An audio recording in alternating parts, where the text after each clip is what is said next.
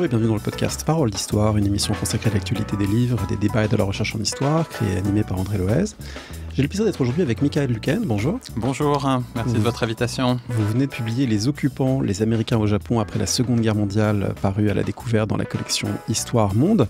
Un livre qui parle donc de cette séquence très particulière pour laquelle il n'y a pas de travail de référence en français. Cette séquence 1945, mais on verra que c'est même un peu au-delà, 1952 ou 1951-52, où les États-Unis occupent militairement le Japon et refaçonnent ou essayent de le faire presque entièrement l'archipel.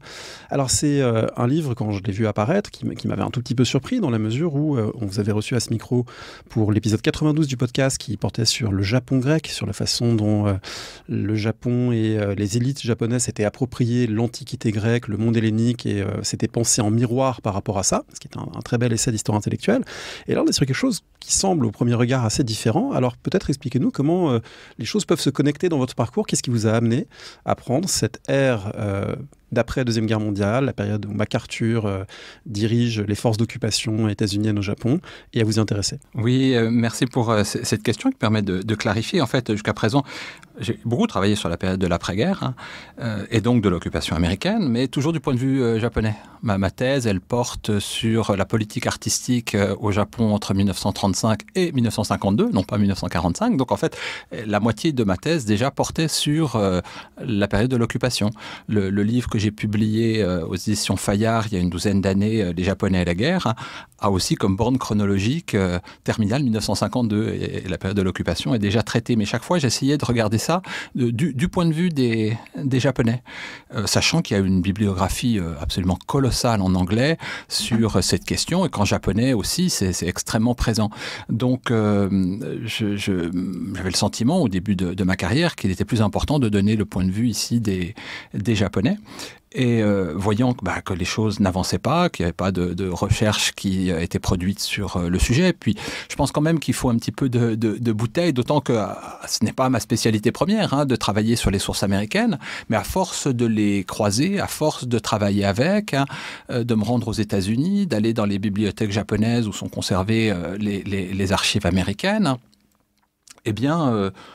j'ai eu envie de consacrer un ouvrage à cette période, et peut-être que le Japon grec m'a ouvert en fait les clés, parce que je voulais pas simplement faire une histoire militaire, je voulais trouver la manière de raconter autre chose, l'histoire d'un échange, d'une réception, sachant que mon regard sur le Japon, ce n'est jamais, je ne regarde pas le Japon comme un puits, parce que quand on regarde les pays qui nous entourent comme des espaces clos, eh bien, on est très difficile de sortir de l'essentialisme ou d'approches vraiment fragmentaires. Et donc, en travaillant sur la manière dont les Américains ont pensé, en essayant de retracer quelque chose comme des lignes de force idéologiques, leur présence dans l'archipel entre 1945 et 52, j'ai essayé de reconstruire comme ça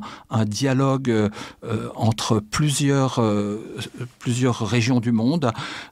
Autrement dit, comment nous, ici en France, en Europe, on est capable de regarder ce que les Américains ont fait au Japon. Donc installer une triangulation, ce qui est vraiment la manière dont je travaille maintenant depuis plusieurs années. Je rappelle, je ne l'ai pas dit en introduction, que vous êtes professeur à l'INALCO, et donc vous avez publié évidemment sur le Japon contemporain, mais ici, effectivement, avec cet angle états-unien qui est intéressant parce que dès le début du livre, on va croiser des personnages qui reviendront à plusieurs reprises, qui sont, je dirais presque cette première génération, je ne sais pas s'il faut dire des nipponisants, de ceux qui lisent et parlent le japonais aux États-Unis, des gens qui passent par Harvard, qui après y enseignent, et puis souvent ils sont dans le milieu un peu diplomatique, voire des services secrets. Il y a des fluctuations un peu comme ça entre le monde de la recherche et le monde de l'administration, voire davantage. Des gens comme Reischauer, Fass, alors ça ne dira pas grand-chose à la plupart des gens qui nous écoutent, mais qu'est-ce qui vous a amené à vous intéresser à eux, à ces gens qui incarnent d'une certaine manière ce regard porté sur l'autre? Alors une figure comme celle de Reischauer, elle est quand même très importante pour nous historiens, puisque encore aujourd'hui, je crois que pour Le Seuil, c'est le livre sur le Japon qu'ils vendent le plus. Je veux dire l'histoire du Japon et des Japonais, qui est le classique en français. et donc rédigé par Reischauer, et Reischauer est décédé depuis de nombreuses années maintenant, un livre qui a été écrit il y a fort longtemps, mais qui est toujours présent. Et ce qui est fascinant avec cette présence de ces historiens intellectuels, comme vous l'avez dit aussi, experts américains du Japon, c'est plusieurs choses. D'abord, le fait qu'ils partent quasiment de zéro. En 1930, il faut avoir conscience qu'à Harvard, on n'enseigne pas encore le japonais.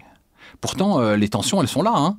Les problèmes du Pacifique, elles pointent le bout du nez. Donc, ce n'est pas loin. Mais on n'enseigne pas encore le japonais. Ça commence juste à ce moment-là. Et ces gens-là font partie de la première génération qui s'intéresse à la langue et à la culture japonaise dans une approche qui n'est pas, comment dire, extrême orientale. Jusqu'à présent, on s'intéressait à ce monde-là, mais en mettant la Chine au milieu. C'était le monde sinisé. On passait par la Chine, le chinois, puis on s'intéressait à ce qui était en périphérie. Et là, pour la première fois, ils ont une approche focalisée sur les problèmes essentiellement contemporains et dans la langue contemporaine japonaise. Et donc, c'est une nouvelle approche qui n'est donc ni celle des civilisations, à la manière occidentale, à la manière européenne, ni celle des stades historiques de l'approche marxiste. Hein. Donc, ils vont essayer d'avoir un nouveau regard sur le Japon, qui est un regard fondamentalement, à mon sens, pragmatique. Et ce qui est très intéressant, et que j'ai découvert, c'est qu'ils sont passés par Paris. Au début des années 30, ils sont à Paris, et notamment au Langzhou. Ils s'inscrivent tous les deux que vous avez mentionnés, Edwin Reischauer et Charles Burton Faz, sont à Paris, mais ils ne vont pas rester, et ensuite ils vont développer une carrière au Japon puis aux États-Unis. Mais ce qui est très intéressant, c'est que ça fait le lien, en fait. Ça fait le lien entre cet orientalisme français, fondé sur les civilisations, sur les textes, sur la philologie, et quelque chose qui vient derrière, que, évidemment, ils vont, ces experts américains vont rejeter les savoirs français, ils vont dire que c'est pas intéressant, que c'est dépassé, etc. Mais en fait, ils viennent de là.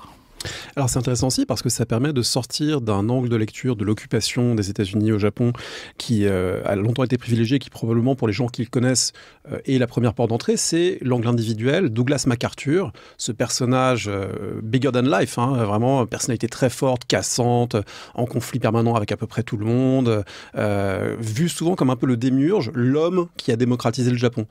En fait, c'est plus compliqué. Oui, absolument. D'ailleurs, toutes les grandes figures américaines qui ont marqué cette époque, que ce soit Roosevelt ou MacArthur, comme vous le dites, se sont souvent attribués des mérites ou des décisions qui, en fait, sont largement prédéfinies par leur service. Hein. Alors, bien sûr, les décisions individuelles ont du poids, mais quand on regarde un petit peu en prenant du recul, on voit que les choix étaient extrêmement conditionnés. Pour prendre le cas de MacArthur, précisément.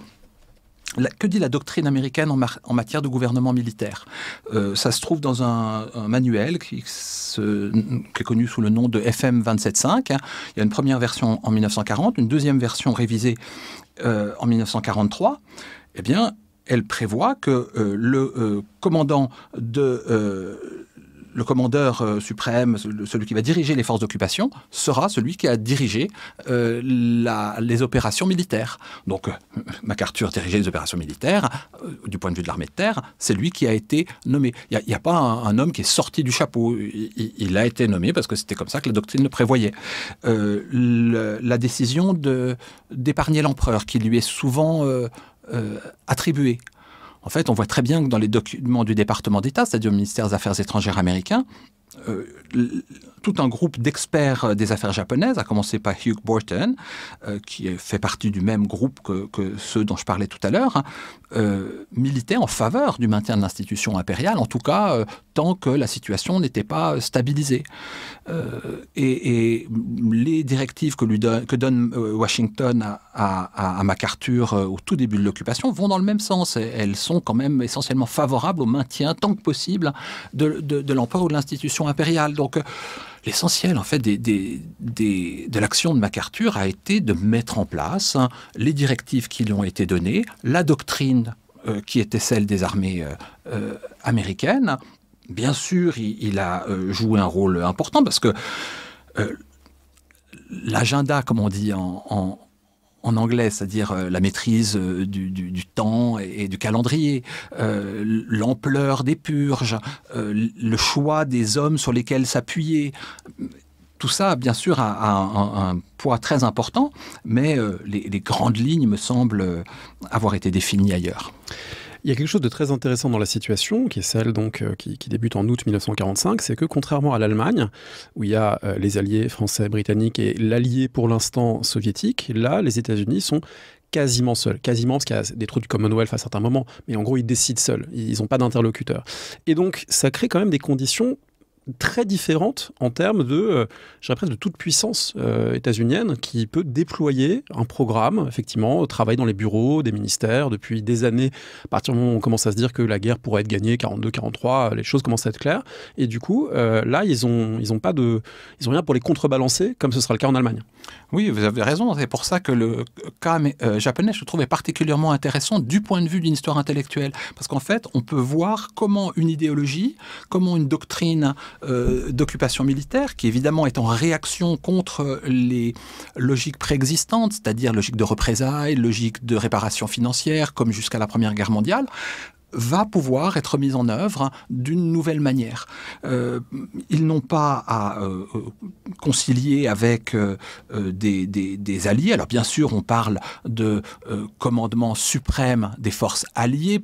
Pour la galerie, il y a 1 ou 2 organes internationaux qui sont censés intégrer les mesures, enfin la politique américaine dans le cadre de l'Alliance. Mais comme vous le dites, dans les faits, ils ont les coups des franches. Et lorsque, pour finir, ils acceptent que les Britanniques, enfin les troupes du Commonwealth, c'est-à-dire les Britanniques, les Australiens, les Néo-Zélandais, les aident, ce n'est que sur des mesures de police, des mesures de surveillance des frontières. Et de toute façon, ça ne commence, les troupes du Commonwealth n'arrivent qu'en février 1946, donc 6 mois après la fin des opérations, l'essentiel est fait.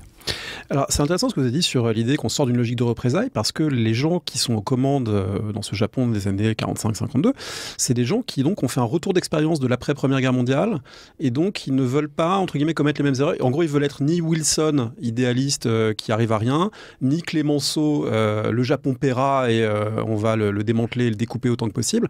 Ils ont une réflexion sur ce qui s'est passé précédemment ? Ah oui, il y a une réflexion sur ce qui s'est passé précédemment. Alors on sait que la fin de la présence américaine dans la Première Guerre mondiale, puis ensuite le traité de Versailles a été complexe. Il y a eu des luttes internes entre les responsables des états-majors. Pershing, notamment, était favorable, peut-être certains s'en souviennent, à la reddition sans condition de l'Allemagne, c'est-à-dire de ne pas rentrer dans un processus de négociation.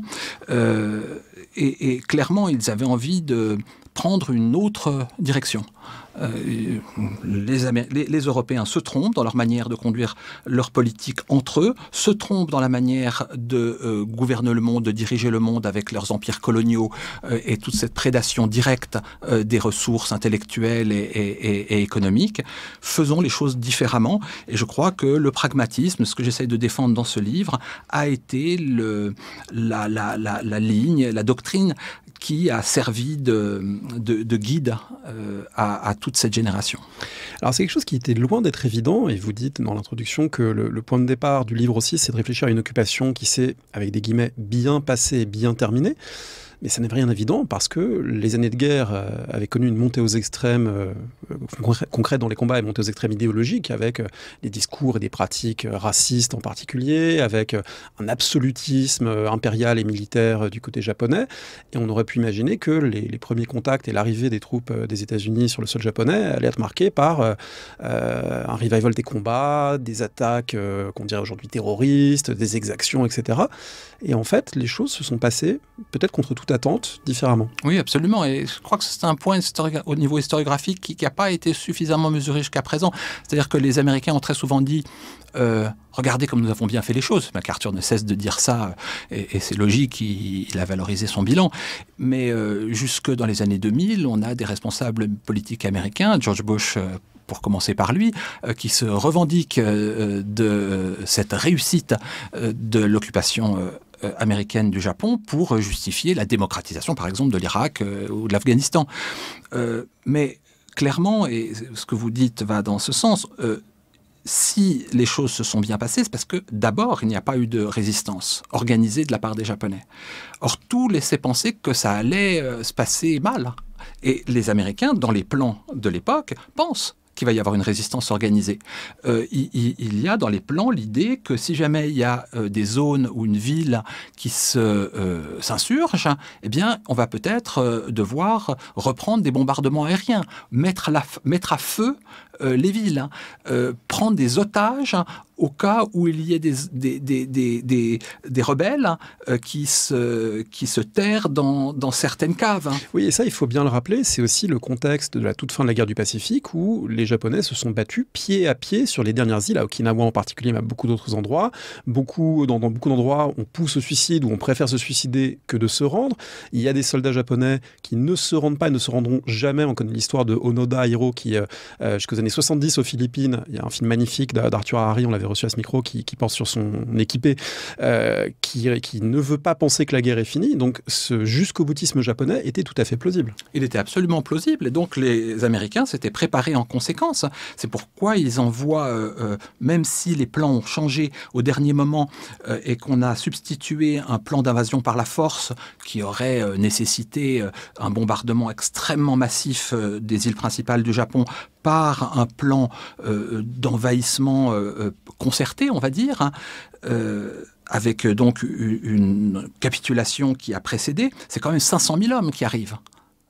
En 2 mois, hein, en octobre 1945, il y a 500 000 Américains qui débarquent au Japon, et c'est bien parce qu'on avait peur qu'il y ait une résistance.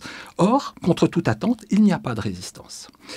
Et c'est la clé, parce que s'il y avait une résistance, qu'est-ce qui se serait passé ? Il y aurait eu répression contre-insurrectionnelle.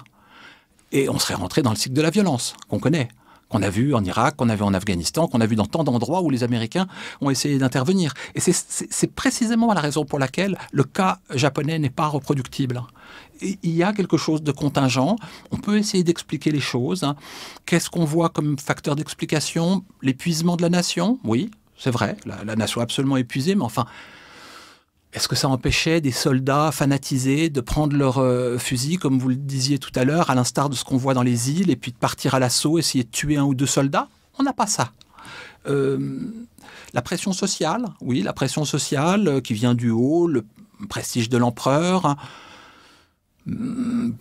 ça a certainement contribué. Je vois aussi d'autres facteurs d'explication. Un de ceux qui est intéressant, évidemment, qui est de moindre importance, mais il y a des témoignages en ce sens. Il semblerait qu'il ait quand même circulé à bas bruit au cours de l'année 1945 l'idée que,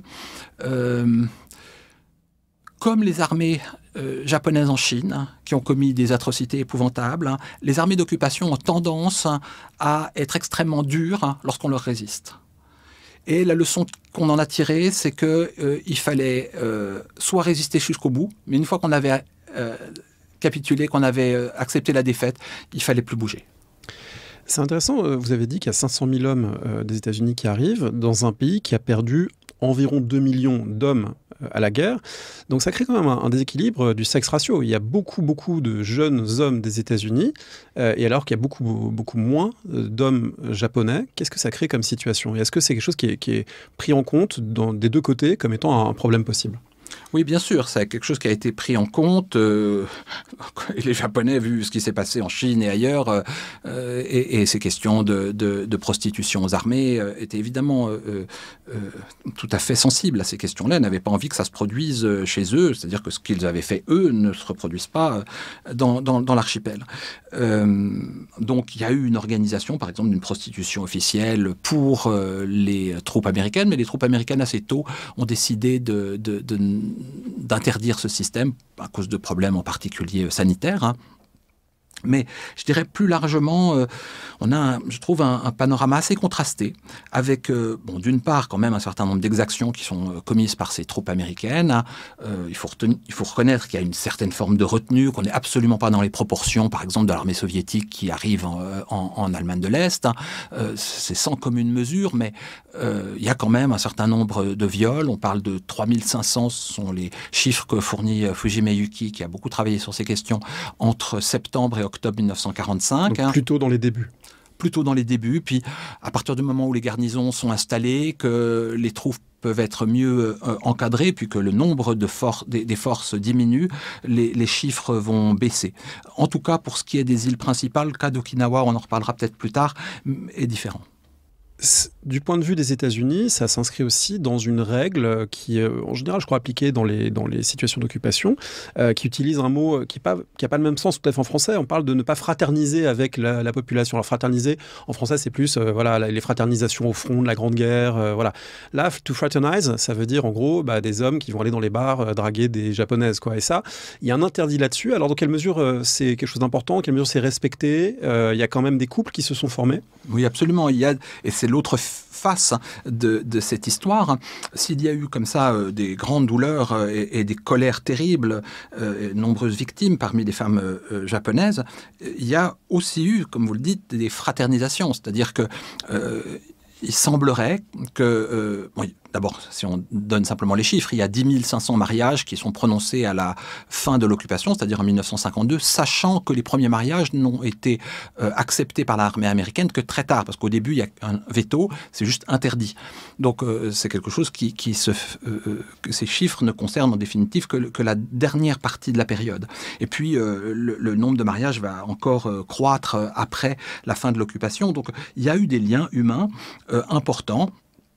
Et John Dower va jusqu'à dire, qui est donc un des grands historiens américains de la période, que les femmes en particulier ont accueilli avec vraiment des sourires les forces américaines. Et je crois comprendre dans ses paroles aussi une forme de soulagement de la part des femmes, ce qui fait une sorte de différence dans les sexes, dans la perception de l'occupant, sachant que les femmes ont été, elles aussi, pendant la guerre, les victimes de l'oppression militariste.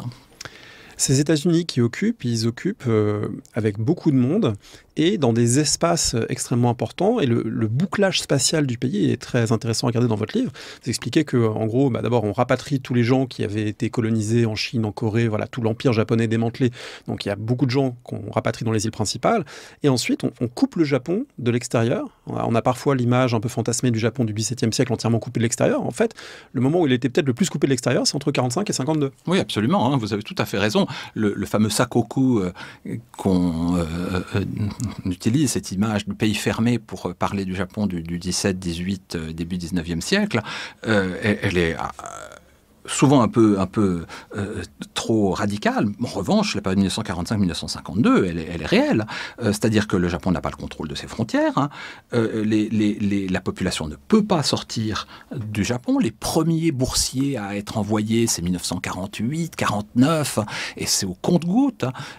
Quand en 49, on a une actrice célèbre japonaise qui va aux États-Unis, c'est encore vraiment une information de portée nationale. Ils ne peuvent pas exporter ou importer ce qu'ils veulent. Les livres, par exemple, il n'y a pas de possibilité pour un libraire japonais d'importer des livres français, par exemple, et je ne parle pas des livres russes, pendant la période. Donc c'est vraiment un bouclage complet de l'archipel par les forces américaines. Et ces forces américaines, elles ont des projets idéologiques, on va y venir, et un projet qui est tout à fait central, qui est celui de démocratiser le pays. Alors, avant d'y venir, peut-être pour faire un détour, si on doit démocratiser, ça pose la question de la nature du pouvoir qui a précédé, du pouvoir des militaires en particulier, des années 1930 à 1945. Et il y a un débat sur le fascisme japonais. Qu'est-ce que vous en pensez? Comment vous qualifieriez le régime qui prend fin avec la capitulation japonaise? Alors moi, ma position que j'ai défendue dans le livre « Les Japonais et la guerre » est que le qualificatif qui correspond le mieux au régime japonais pendant la période 1937-1945 est totalitaire. C'est-à-dire que c'est une volonté, et pourtant, vous le savez sans doute, le Japon généralement n'est pas mis dans les pays totalitaires au sens du totalitarisme de Hannah Arendt. Mais quand on regarde d'abord le vocabulaire qui est utilisé à l'époque au Japon, ce qui était pour eux important, ces idées de faire corps, d'être 100 millions et un seul cœur. Toutes ces métaphores qui sont utilisées. Puis les cérémonies publiques où tout les le monde pratique de la gymnastique au même moment, où est aligné. Enfin, il y a une chorégraphie aussi de la totalité alignée avec l'empereur et l'armée. Exactement. Cette chorégraphie, comme vous le dites, de la totalité ne correspond peut-être pas exactement aux critères qui ont été définis en Occident pour qualifier le totalitarisme, mais je ne vois pas de mot qui, mieux que totalitaire, totalitarisme, désigne ce que, si on prend l'idée de totalité et on la met au centre, mieux ce que le régime a tenté de faire pendant cette époque. Alors, au passage, évidemment, la notion de totalitarisme, elle s'est cristallisée au moment de la guerre froide. Il n'était peut-être pas un hasard que les politistes qui l'ont élaboré n'aient pas classé le Japon en train de devenir un allié protégé du camp atlantique occidental, à l'inverse de l'Union soviétique. Donc là, c'est aussi, en termes d'histoire intellectuelle, intéressant à regarder. Alors du coup, on cherche à démocratiser, il y a l'écriture d'une nouvelle constitution, il y a l'idée que le pouvoir de l'empereur ne sera plus absolu. Est-ce qu'il n'y a pas quelque chose de contradictoire dans un projet de démocratiser un pays en tant que puissance occupante qui décide seule de tout, ou quasiment seule de tout? Oui, c'est tout le paradoxe de ces politiques de démocratisation qui ont été menées pas seulement par les États-Unis d'ailleurs, dans le cadre de déploiements coloniaux, paracoloniaux. Ou même de la Révolution française qui exporte ses républiques avec des missionnaires armés, comme disait Robespierre. Voilà, absolument. Et donc, on se situe dans cette tradition-là. La façon dont les Américains arrivent au Japon...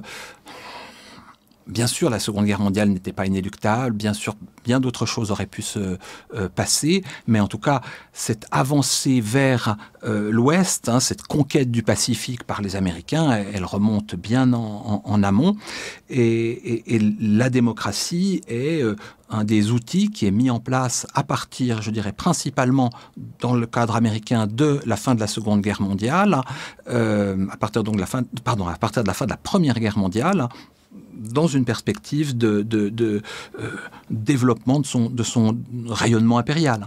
Alors, concrètement, comment est-ce que ça fonctionne ? Le premier élément pour mettre ça en place que les Américains ont choisi, c'est d'adopter un gouvernement indirect. C'est-à-dire qu'il y a un gouvernement militaire américain qui a tout pouvoir, mais on laisse un gouvernement japonais pour mettre en œuvre les directives qui lui sont fournies. Il y a à peu près 10 000 directives au total qui vont être adressées au gouvernement japonais, aux différents gouvernements japonais successifs, à charge pour lui donc de les concrétiser dans la loi et de les mettre en œuvre. Tout le processus est complètement surveillé par les Américains. Il n'y a jamais de choses qui contrecarrent radicalement les plans américains. Oui, il faut voir, et ça vous le montrez très bien dans le livre, qu'en fait, ils prennent soin de ne jamais non plus demander à ces gouvernements japonais des choses qui seraient impensables. On anticipe un peu de chaque côté comment ça peut se dérouler d'une façon la plus harmonieuse possible étant donné les circonstances. Et du coup, si les autorités d'occupation avaient dit du jour au lendemain, seuls voteront telle catégorie de la population ou sont exclus du vote 80% des anciennes élites, il y aurait eu un blocage. Là, on transmet des directives dont on sait qu'elles peuvent être endossées légitimement et sans perdre la face par ces gouvernements. C'est ça, à peu près. C'est jamais radical. Parce que justement, c'est pas idéologique, ou en tout cas faiblement idéologique. L'idéologie, elle est derrière dans cette approche pragmatique, mais il n'y a pas une idéologie politique qui prime. Et donc, bien sûr, on va quand même exclure des gens. Les soutiens du militarisme, les grandes élites du militarisme vont être mises de côté. Et puis ensuite, quand la gauche pointe un peu le bout de son nez, hop, on change de côté et on purge les communistes et sympathisants. Donc, il y aura des élections qui vont être mises en place, mais évidemment, l'électorat, en définitive, n'aura le choix qu'entre des forces politiques relativement centrales, centristes, et qui ont de toute façon été choisies un petit peu, ou en tout cas qui ont l'agrément des forces d'occupation. Souvent, ce sont par exemple 3 des premiers ministres des cabinets de japonais pendant l'occupation sont d'anciens diplomates, donc des gens qui ont vécu à l'étranger, qui ont une certaine maîtrise de l'anglais. Donc, personnes avec qui les Américains sentaient qu'ils avaient la possibilité de dialoguer. Donc, une collaboration, on va dire, qui était très ferme, mais qui était soucieuse de psychologie. On sait qu'en Allemagne, les gens qui ont gouverné l'Allemagne de l'Est en particulier, mais en Allemagne de l'Ouest aussi, il y avait quand même beaucoup d'opposants, beaucoup de résistants à Hitler. Après, d'autres ont été réintégrés, un peu lavés au temps de la guerre froide. Mais il y a quand même au départ une génération plutôt marquée par des valeurs et une opposition. Même quelqu'un comme Adenauer était un opposant aux nazis avant la guerre. Au Japon, est-ce que l'arrivée des États-Unis libère en quelque sorte des gens qui avaient été emprisonnés, marginalisés sous le régime militariste? Oui, absolument. Ça, c'est quelque chose qui est très net et qui est tout à fait pensé de la part des Américains, puisque une des premières décisions qu'ils prennent, une fois arrivés à Tokyo, c'est de faire ouvrir les prisons où se trouvent les communistes, en tout cas ceux qui ne sont pas morts en prison, et donc légaliser dans la foulée le Parti communiste, pour la première fois dans l'histoire du Japon, les autoriser à participer aux élections. Donc ils ont ouvert la voie à, entre guillemets, leur principal ennemi idéologique, et en toute connaissance de cause. Et ils se sont appuyés d'ailleurs sur eux pour faire passer leurs réformes. Mais dès que les communistes et les socialistes, en tout cas tous ceux qui considéraient être un peu trop à gauche, ont semblé être dangereux, notamment avec le début de la guerre froide, eh ben, cette fois, on les a réprimés et ils ont disparu de l'échiquier ou quasiment. Toujours sur ce parallèle avec l'Allemagne, il y a un passage que j'ai trouvé très intéressant, c'est lorsque vous expliquez que la lecture culturelle qui est faite par les États-Unis des sociétés qu'ils occupent n'est pas exactement la même, et que en Allemagne, c'est comme s'il y avait un atavisme autoritaire qu'il fallait extraire d'une société foncièrement pourrie de l'intérieur, gangrénée par le militarisme. Et au Japon, il est regardé peut-être plus avec un regard un peu paternaliste. C'est une société immature qu'on peut guider. On peut la guider plus doucement que ce qu'on peut faire avec des Allemands. Oui, je crois que ça c'est assez net. C'est ce qu'on trouve dans les rapports notamment de l'OSS, Office of Strategic Services, pendant la guerre. C'est toutes des analyses psychologiques qui sont entreprises par des psychologues, des sociologues, des anthropologues. On connaît une partie de cette littérature. Et clairement, même s'il y a plusieurs avis qui s'expriment dans ces documents-là, la dominante est de considérer que les Japonais ne sont pas comme les Allemands, qu'ils sont en effet immatures, qu'ils ont basculé trop rapidement dans la modernité technologique et industrielle, mais qu'au niveau moral et culturel, ils sont restés encore très féodaux.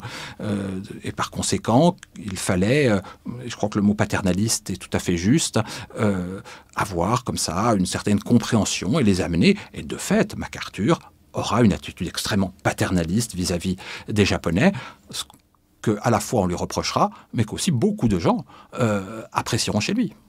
Alors, tout ça repose au fond sur non pas l'imposition d'une grille idéologique où il faudrait forcer les Japonais à devenir des Américains, mais sur une attitude mentale, morale et même philosophique qui est le pragmatisme. Vous avez déjà employé cette expression à plusieurs reprises parce que vous en faites le fil directeur de la politique des États-Unis. Et pour ça, il y a un personnage qui est beaucoup cité dans le livre et qu'on ne s'attend pas forcément à trouver dans un livre sur l'occupation du Japon, qui est le philosophe John Dewey, qui est la figure éminente du pragmatisme aux États-Unis. Est-ce que vous pouvez expliquer le lien entre la philosophie pragmatique et puis cette séquence d'occupation du Japon? Alors, comment dire? D'abord, historiquement, on voit que le pragmatisme se développe aux États-Unis entre la fin du 19e siècle et les années 20.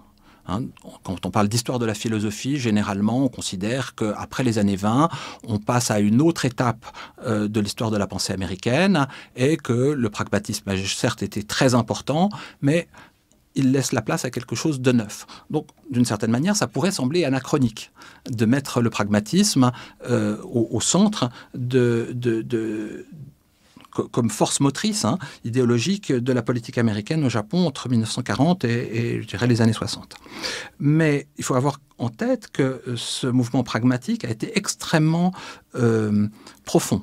Il s'appuie sur toute une tradition protestante, dont il est une sorte de version laïcisée, et il va influer sur les élites. Quand on regarde qui sont ces gens qui ont mené l'occupation, et on retourne un petit peu à ce qu'on disait au tout début de l'entretien, en parlant de Faz, de Reischauer, ils viennent tous du même milieu. Ce sont vraiment des WASP. Ce sont des WASP qui viennent de milieux, essentiellement de la côte Est, très souvent avec des attaches protestantes, souvent des milieux missionnaires, et qui ont eu un ancrage dans la pensée pragmatique de leur époque, qui ont été formés dans ce cadre-là, et qui pensent donc que l'Amérique va avoir une mission de réformer positivement le monde. Il y a un grand optimisme qui s'exprime dans leur texte. Et donc cette dynamique pragmatique, elle s'observe donc dans les parcours individuels, elle s'observe dans la doctrine telle qu'on l'a définie tout à l'heure, avec cette idée très tôt de transformer des ennemis en amis. C'est-à-dire de faire en sorte, on pense au problème par rapport à l'après, ce qui est une attitude tout à fait caractéristique du pragmatisme. Et puis, on va le voir de manière encore plus massive dans les politiques de réorientation idéologique, autrement dit dans la politique culturelle, qui va être mise en place pendant l'occupation par les Américains. Et donc, quand on regarde la politique documentaire, quand on regarde les politiques au niveau des renseignements, quand on regarde la politique de recherche, la politique universitaire, eh bien là, on voit que c'est le centre de l'action. Alors pour les gens qui nous écoutent, qui ne savent pas vraiment cerner la philosophie pragmatique, est-ce qu'on peut en dire un peu plus en termes de contenu, même si c'est difficile précisément parce que le pragmatisme a moins un contenu souple qu'une approche étape par étape et dialogique des choses, mais pour le dire vite, c'est ni l'idéalisme allemand avec des idées préconçues, ni le matérialisme, encore moins marxiste, qui ferait des rapports de force matérielle la source des logiques de l'histoire. C'est l'idée qu'on peut résoudre les problèmes en les construisant, en échangeant autour d'eux, en trouvant des solutions ad hoc. Absolument, c'est précisément, d'abord, et vous avez tout à fait raison de le faire de cette manière, c'est ainsi que je le fais souvent moi aussi avec mes étudiants, c'est-à-dire pour définir le pragmatisme, faut d'abord comprendre ce à quoi ça s'oppose. Et ça s'oppose en effet à l'idéalisme allemand qui était très très présent dans l'université japonaise avant-guerre, et ça s'oppose aussi au marxisme qui était lui aussi tout à fait présent dans le Japon d'avant-guerre. Et c'est donc une approche qui refuse les catégories en bloc, les structures générales, qui dit il faut partir de petits éléments. Donc on va définir des problèmes et puis on va essayer de façon collaborative et toujours dans une optique positive et constructive, c'est-à-dire non dialectique, non systématique, de trouver une solution qui satisfasse le plus grand nombre, dans une approche utilitariste, c'est-à-dire que le bénéfice doit être pour le plus grand nombre et non pas pour tous. C'est pas idéaliste. Alors vous avez mentionné la politique documentaire et les bibliothèques sont un exemple à la fois intéressant et étonnant pour penser cette occupation des États-Unis. On pourrait se dire, bon, une armée occupante a d'autres choses à faire que de rénover les bibliothèques publiques. Voilà, il faut s'assurer du ravitaillement, des procès des criminels de guerre, de la réforme administrative, les élections, etc. Et pourtant, il y a tout un volet de politique documentaire qui est pensé dans ce cadre pragmatiste. Oui, absolument. Et c'est quelque chose qui est mené pas uniquement par les forces d'occupation, mais qui s'appuie sur tout un réseau de gens qui circulent de manière fluide entre l'armée, le gouvernement, l'université et les agences de renseignement. Et les fondations philanthropiques. Et les fondations philanthropiques, bien sûr, merci de me le rappeler. Toute la nébuleuse de ce qu'on appelle le soft power, quoi. Exactement, et en particulier donc les fondations Rockefeller et Ford. Et vont être mis en place assez tôt, dès 46-47, des bibliothèques, donc des centres de documentation des bibliothèques américaines au Japon, et ils vont en ouvrir jusqu'en 51. C'est-à-dire qu'ils en ouvrent alors qu'ils savent que le traité de paix est en ligne de mire. Autrement dit, s'ils en ouvrent si tard, c'est bien parce qu'ils savent que ça va avoir des effets encore après l'occupation. Donc, ce sont des centres culturels, centres de documentation américains qui ont une visée bien au-delà de l'occupation. On retrouve du reste la même chose en Allemagne, en Autriche, avec les America Hauser. Et ce qui est frappant, c'est quand on regarde quels sont les livres qui sont proposés dans ces endroits-là.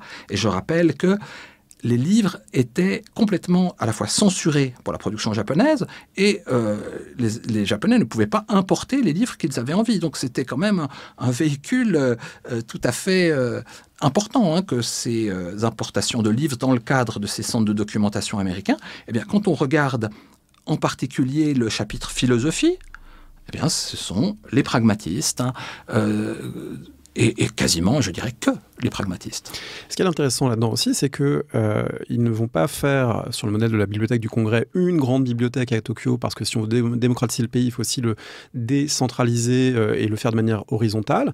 Et ça marche également parce qu'ils trouvent des interlocuteurs japonais. Et vous le disiez, si l'occupation a fonctionné, c'est parce qu'il y a une partie des élites japonaises qui, soit par opportunisme, soit par libération du régime antérieur, soit par optimisme pragmatiste rallié, en quelque sorte, vont s'y retrouver. Donc là, il y a un certain Nakai Masakazu, qui avait animé une bibliothèque à Hiroshima, qui était très actif dans la vie culturelle avant la guerre et pendant la guerre. Et puis, du coup, là, c'est un peu l'occasion pour lui de jouer le jeu.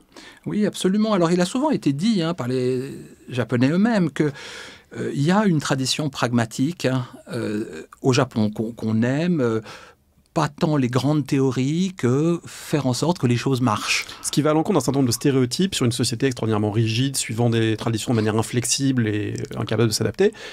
C'est aussi des images du Japon qui circulent, et là, c'est un autre Japon. Oui, mais enfin, tous ceux qui connaissent, par exemple, le modèle Toyota, avec cette adaptation extrêmement fine de l'offre et de la demande, le refus de tout stock. Ça naît à ce moment-là, d'ailleurs. Ça naît à ce moment-là, d'ailleurs. Mais ce sont des lignes qui se croisent. À la fois, il y a une tradition japonaise, probablement. En tout cas, il y a des intellectuels japonais qui essayent de définir une lignée de la pensée pragmatique au Japon, même si ce n'est pas du tout un pragmatisme comme aux États-Unis, avec tout ce fond protestant, chrétien, missionnaire, mais en tout cas quelque chose qui aime prendre les problèmes les uns après les autres et essayer de les traiter de la façon la plus solide et sérieuse possible. Une espèce de goût du détail qu'on a quand même au Japon et que tout le monde a pu observer pour ceux qui connaissent un peu.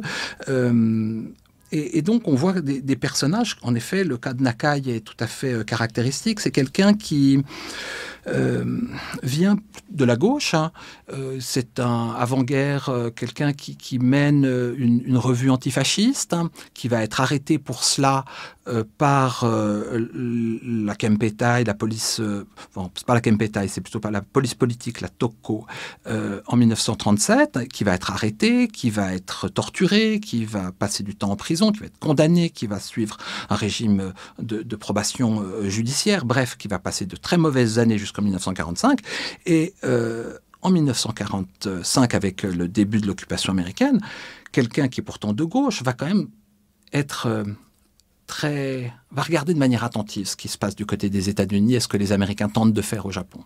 Et ça, c'est quelque chose qu'on ne comprend pas bien depuis ici, comment des gens de gauche, dans l'immédiate après-guerre, dans un premier temps, ont un regard attentif vis-à-vis des Américains. Et à l'inverse, les Américains essaient de s'appuyer sur ces gens-là qui ne sont pas des communistes, mais qui ont une sensibilité sociale, socialiste, qui sont souvent ouverts sur le monde, qui ont une grande culture, mais ça va ne durer qu'un temps. Alors les communistes, justement, ça permet de parler de la guerre froide et du fait qu'à partir de 1947-48, le climat de cette occupation change, que les gens sur qui on s'appuie sont plus tout à fait les mêmes. On a beaucoup dit que la guerre froide était la raison fondamentale d'une réorientation plus conservatrice de l'occupation. Vous nuancez un petit peu ce propos en disant que c'était aussi en germe peut-être dans la méthode même de l'occupation. Oui, je pense que dès les années de guerre, on a l'idée que l'occupation va se dérouler en plusieurs phases. Qu'il y aura d'abord une phase de démilitarisation, d'organisation de procès, de stabilisation de la société, puis qu'ensuite va s'ouvrir une phase différente de négociation d'un accord de paix sur le long terme, puis une troisième phase de départ des forces d'occupation. Donc cette séquence en 3 blocs, en fait, c'est quelque chose qui est présent depuis le début. Alors, bien sûr, la guerre froide va avoir un impact, mais j'ai l'impression que c'est davantage des facteurs, contingents et qui étaient au fond bien prévisibles et prévus, qui font que pendant la première période de 1945 à 1947-48, eh bien, il y a un moment où les Américains s'appuient sur, par exemple, les communistes, où ils essayent de ne pas trop marquer leur volonté de rester sur le long terme. Mais quand on prend du recul, moi, il me semble que la volonté de s'implanter, la volonté de maintenir des bases sur place, elle est présente dès le départ. Alors certes, il n'y a pas eu l'argent au début pour le faire. Il a fallu un peu laisser les choses en l'état parce que l'Amérique ne pouvait plus supporter les efforts budgétaires dans un premier temps qu'elle avait consentis pendant la guerre. Mais comme vous le dites, j'essaye un petit peu de relativiser l'importance de ce tournant de 1948. Ces bases militaires, elles sont remises en cause malgré tout dans la suite de l'histoire. Le livre se termine, on ne peut pas évoquer tous les aspects très riches sur les arts martiaux, le baseball par exemple, qui sont des cas intéressants pour penser le rapport américano-japonais, mais le livre se termine avec les protestations très fortes, même révoltes, on pourrait presque le dire, des années 1960 contre le traité de sécurité avec les États-Unis au moment de la guerre du Vietnam, les intellectuels japonais qui hébergent des déserteurs de l'armée américaine. Et ça montre, il y a plusieurs manières de lire ça. On pourrait dire que d'une certaine manière, c'est la réussite de l'occupation que d'avoir permis à des Japonais de s'émanciper de l'occupant et d'être tellement démocratisés qu'ils en viennent à endosser des visions tout à fait opposées et à être capables d'incarner cette altérité. Donc c'est à la fois une limite et une réussite de l'occupation. Oui, vous avez raison, et c'est tout le paradoxe. Il y a deux lectures possibles. On peut le dire ainsi que vous le formulez, au fond, que la démocratie, telle que les États-Unis ont essayé de la mettre en place au Japon, faisant fond sur quand même une aspiration à la démocratie qui était déjà présente, latente, avant-guerre, eh bien, c'est diffusé et que, par conséquent, la liberté d'expression, l'esprit critique, se sont manifestés et se sont retournés contre les États-Unis lorsque les États-Unis étaient considérés comme fautifs, en l'occurrence pour la guerre du Vietnam. Mais ça, c'est quand on regarde les choses du point de vue japonais, mais quand on regarde les choses du point de vue américain, ce qui est frappant, c'est de voir à quel point il semble difficile. J'entends collectivement, il y a évidemment des individus qui ont vu les choses de manière peut-être plus fine, mais collectivement, ils se sont révélés incapables d'accepter que précisément cette liberté d'expression, cet esprit critique puisse se retourner contre eux, puisse se retourner contre l'Amérique. Et c'est ce qui fait qu'on a, un peu à l'instar de Nakai, mais encore plus à l'instar d'un autre intellectuel dont je parle dans le livre, qui s'appelle Tsutomu Shunsuke, qui est une figure que je trouve très très intéressante, des gens qui étaient au préalable tout à fait séduits par l'approche américaine, qui étaient aussi contents que les Américains viennent les débarrasser des militaires et du totalitarisme. Eh bien, ces gens-là se sont finalement écartés des États-Unis, ont eu le sentiment que tout ça était une fausse liberté, qu'on était dans un régime impérial, peut-être d'un ordre nouveau, mais qui était fondamentalement un régime impérial, et ce qui suggère d'une certaine manière que et c'est, je crois, un peu la limite du pragmatisme américain tel qu'il s'est déployé au XXe siècle, hein, pas seulement au Japon, mais de manière plus large. C'est-à-dire qu'en fait, il produit de l'intérieur sa propre contestation.